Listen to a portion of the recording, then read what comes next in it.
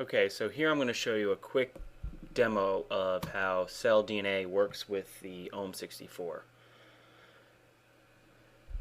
First, you can see how the layout of the Ohm64 and DNA work together. The Ohm64 has 64 clip banks, and CellDNA has 64 clip banks. There is 8 knobs up here, which corresponds to the 8 sliders. There's also something called more control, which maps to the rest of the knobs on the ohm. So first I'm just going to show you how to play clips back and what it does with the ohm. When you first plug in the Ohm64 with DNA, it automatically maps to this configuration. So you don't need to do anything, you don't need to install any drivers, it just automatically reads the ohm settings and maps DNA. So the way it works with DNA is it shows the status of the clip playing. So when you change a clip, it lights up on the clip bank. It's real simple feedback and just kind of shows you whatever clip you're on. There's also something in the preferences, under the MIDI preferences, called history mode. And if history mode's on, what it will do is show you the last 4 buttons or clips that you pressed, and buttons light up to correspond to those. So for the rest of the demo, I'm just going to leave it in history mode just so you can get an idea of how this all works. The crossfader here is mapped to the crossfader in DNA. The sliders, like I said, are automatically mapped to these 8 knobs here. So moving one of them turns on the effect, and bringing it down turns the effect off. You can use multiple effects at the same time, and it applies it to both channels of video.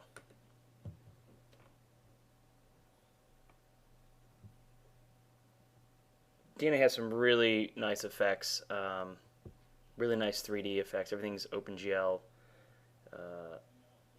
and you can do pretty high resolution stuff in DNA. So under more controls, I have all these knobs mapped. The right side here, I have this mapped to brightness, contrast, and saturation, so you can quickly modify those, and it applies it to both sides of the video. Here's my fade to black knob, and these knobs over here are set to more effects. So using these knobs here, you can select the effect you want to add and apply them here using the knobs. I have these knobs up here mapped to speed, so if I select a clip where you can see the speed, let me go here where you can see a skateboarder clip. This will speed it up. This will speed it in reverse.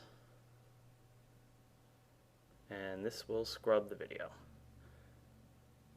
This will affect volume. Volume is for A and B.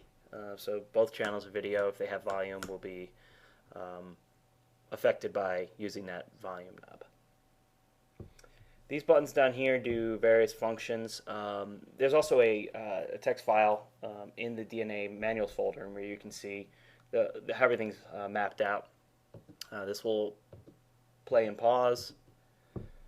This puts it in reverse. This will change the looping mode to either play once or loop.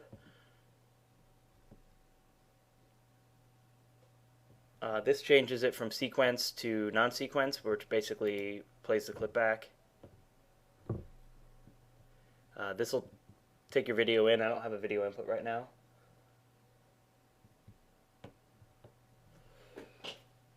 And also on DNA, if I just go ahead and use the computer to clip clips, you'll see that on the ohm here, it updates all those,